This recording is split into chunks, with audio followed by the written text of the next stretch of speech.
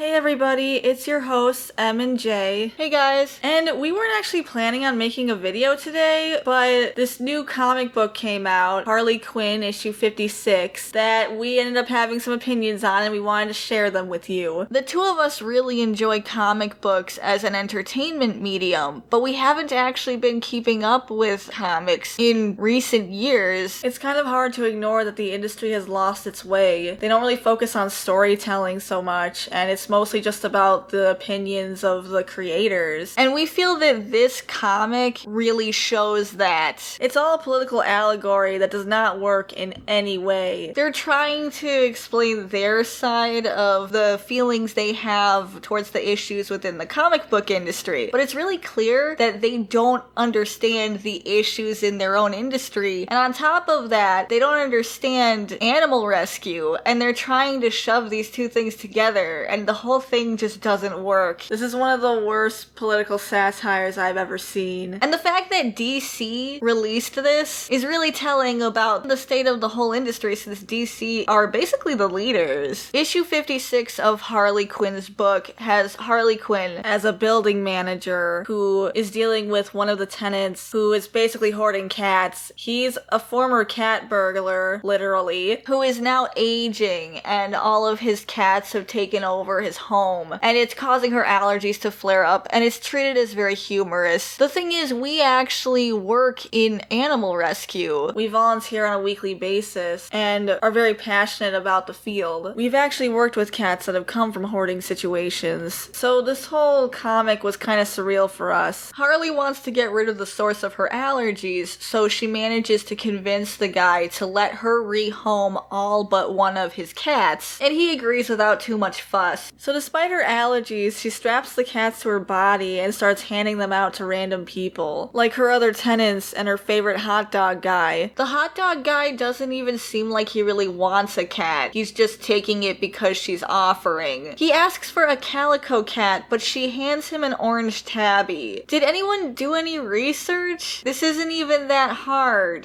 It just kind of shows the level of research that they're willing to put into these books. They don't give them any thought. She gives a cat to an elderly woman she meets on the street, and the woman says, "I'm gonna name her Fiona. That's the name I would have given my daughter if I ever had one." So clearly they're very fond of their stereotypes, which makes things kind of harder for us in animal rescue because we work to get rid of these stereotypes. So thanks for that. The other issue is it's not a good idea to just hand cats out like this, because if someone doesn't really want a cat and they're taking it in because they feel some obligation to, that's a huge responsibility, and it's probably not going to work out in the long run. A lot of these cats might end up back on the street or in a shelter because she's not doing her research about who she's giving these cats to. And on top of that, these cats are actually trained cat burglars. She at least tells the woman to lock up her credit cards, but still, these cats have a certain set of issues that normal cats don't have. And if a person isn't really prepared to add a cat to their family, then they're gonna end up getting overwhelmed, and especially with these cats. But I get it's a comic book, so I think it would have been kind of fun if they had this program where they can rehabilitate the cats to use their skills to help people and put their skills to good use instead of just handing them out like they're an ordinary house cat when they clearly aren't. There's a lot you can do with this concept, but it's just not executed at all, and that's a real shame, because comic books is such a great medium to have these pretty outrageous stories that are really fun and exciting, but instead this comic doesn't utilize any kind of fun tactics that they can play around with their story. It's just a really forced and kind of embarrassing political allegory. So far, nothing's been really bad, except for us who actually work with animal rescue. It kind of bothers us, but to a regular comic book reader, they're probably just wondering when something exciting is going to happen, because this is a comic book, and so far all we've seen is Harley Quinn handing out free cats. But it's at this point that the comic just spirals out of control and goes off the rails. Harley returns back to the hot dog guy to find him being attacked by a group of thugs. She fights them off and and when she asks the hot dog guy what happened, he explains that they own a local pet shop and don't like people getting their pets from women. Excuse me? What is this?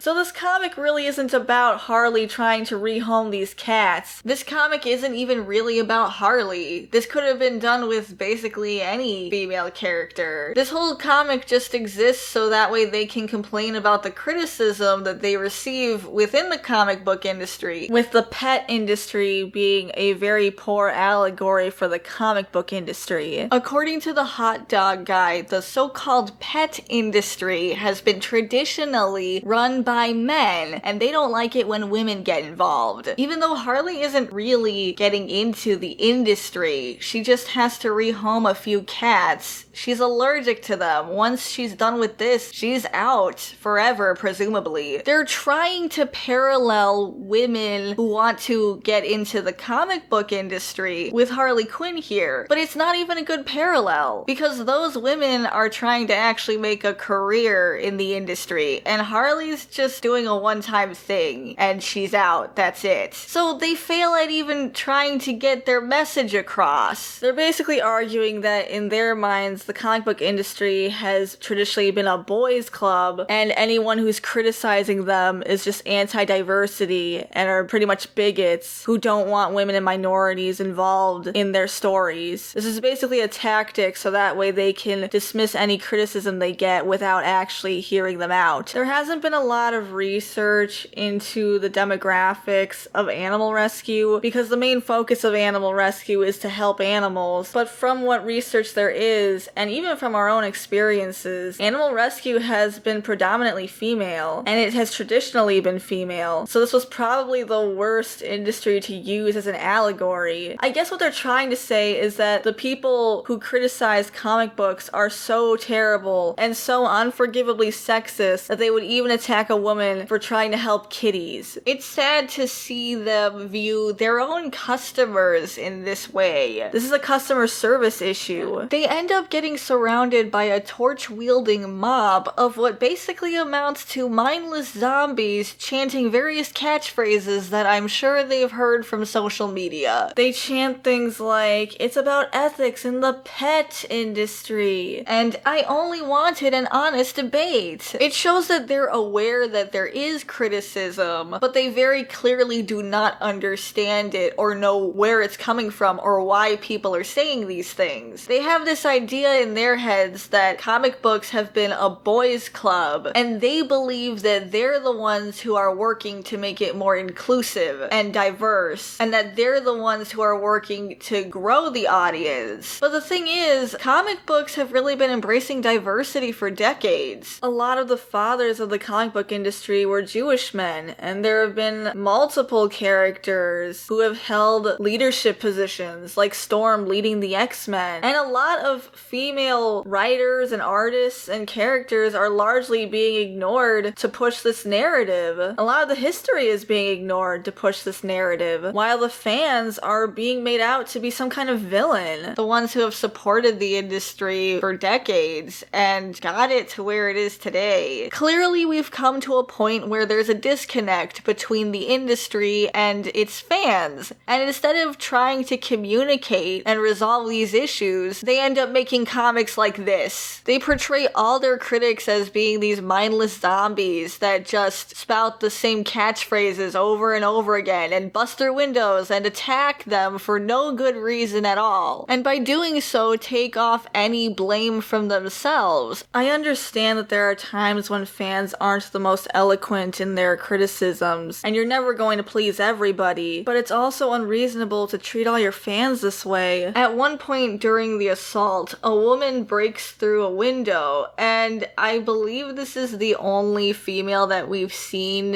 as a part of this angry mob, but this panel is really the straw that broke the camel's back. We've gotten several comments on our videos from people who are saying that they're actually afraid to give their opinions because they're afraid that they'll be attacked or dismissed as a bigot, or that they might be subjected to hateful language based on attributes like their gender or race, things that we have no control over. But the thing is, the industry has already made up its mind about you, who you are, and who you're allowed to be and what you're allowed to think. Whether you happen to fall into a group that is perceived to have privilege or not. For example, this woman says, I don't need feminism. I was perfectly happy when men were in charge of the pets. Why are you so angry? Again, I'd like to reiterate that animal rescue has traditionally and even today largely been dominated by females. So this is completely ridiculous. It doesn't matter what gender somebody is when it comes to animal rescue because all that matters is that animals are being helped. It's completely ridiculous to drag identity politics into this issue. But when it comes to the comic industry, they're viewing themselves as helping women by making all these comics. And if you're a woman like us who says, you know, I actually really liked it when heroes were being heroic, when they were helping people and going out of their way to do the right thing, even if it meant that they weren't necessarily going to get the recognition they deserved. And I'm not really liking a lot of these modern comics. We don't really see heroes being heroes. A lot of the time, the heroes are just arguing amongst themselves. They keep going back to issue number 1. They introduce all these new characters that the audience is supposed to love as much as the characters that have been around since the 60s or so. And half the time, these characters aren't even necessarily portrayed as characters. They're more there so the industry can say, look how much we care about representation. Buy our books or else you're full of hate. Now suddenly, we're just happy when men were in charge, and we just want men to be in charge. We just don't know what's good for us. They know what's good for us, but we don't. Clearly, we're the ones who are mixed up, and they have to rescue us. It's really insulting, honestly. This way of thinking doesn't view people as individuals. It views people as members of a collective. Whatever attributes that person happened to be born with is whatever group they happen to be grouped with. And every person who is a part of that group has to share the same opinions and has the same exact needs and wants. And if you're a person who disagrees with that, then this is how you're treated. And they decide what your new opinion is. If you say you disagree with them, then that means that you're a gender traitor, or you're trying to uphold some kind of patriarchy. Whether you choose to speak up or not, they've already made up their minds about you. So in our opinion, we might as well speak out and speak for ourselves. Otherwise, they're gonna speak for us and misrepresent us. Because even though they're going to portray us like this, at least people can come to this YouTube video and they can hear our own voices and they can hear us for who we are. Because if they're going to represent us like this, we might as well represent ourselves. Because they're either going to portray us as Harley Quinn who's being attacked by ruthless sexists, or this crazy zombie woman who agrees with the sexists. Harley calls in Catwoman for help, and she and the cats finally finish off the mob. The book ends on this very concerning conversation between Harley Quinn and Catwoman, where Harley says, if you're gonna be evil, at least make it interesting. Don't do it for such boring old ideas. And Catwoman says, evil? They're not evil. Evil at least has the capacity to change. No, they're worse than evil. They're nostalgic. They literally view their own customers as worse than evil. Since when has evil had the capacity to change? Yeah, war never changes, and war is evil. And how is nostalgia worse than evil? I understand this book was supposed to be satire, but if you're gonna satirize something, you have to really understand the subject in order to do it properly. They clearly don't understand animal rescue, and they don't even understand the comic book industry. But instead of listening to the concerns of their customers, they just call them worse than evil. This book wasn't really about Harley Quinn. It was just a way for the writers to vent their frustrations about the criticism they receive. And then they get upset when people say they don't want politics in comics. The thing is, it's not so much that you can't have any kind of message in your stories, it's just that you have to write a story. This wasn't a story. Their criticism of their customers came first, came before telling a story about Harley Quinn. And the thing is, they expect people to pay full retail price for these books when they're not even selling stories to their customers. They're selling their own personal gripes. This is why we say that the industry has lost focus. They aren't concerned with telling a story anymore. And the thing is, this is just becoming more and more of an issue within all of the entertainment industry. industry, not just comics, and that's why I think we have to talk about it. Even though I don't necessarily believe that DC and Marvel or these big companies are going to listen, even DreamWorks and Netflix and the animation that we've been talking about recently on this channel. But I think that at least, hopefully, more people who are outside the industry can happen across these videos and see that there's more going on. If you're a person who feels strongly about any issue, whether it's human rights or animal rights or anything, don't waste your time and our time writing books like this, because this doesn't actually help anybody or any issue. You can volunteer and get involved, or you could write stories that are stories first and have these characters be involved in the stories. That's the best way to have representation. Just let the story and the characters speak for themselves and don't worry about forcing a message to come first. But that was just our take on it. What do you guys think? We'd really love to know your opinions on this comic, so feel free to let us know in the comments section. Have you been frustrated by some of the things that you're seeing in the comic industry or the entertainment industry, or are there things that you like about it? Let us know. You can like this video and subscribe to this channel if you want to see more content like this. We really appreciate you watching our video, and we'll see you next time.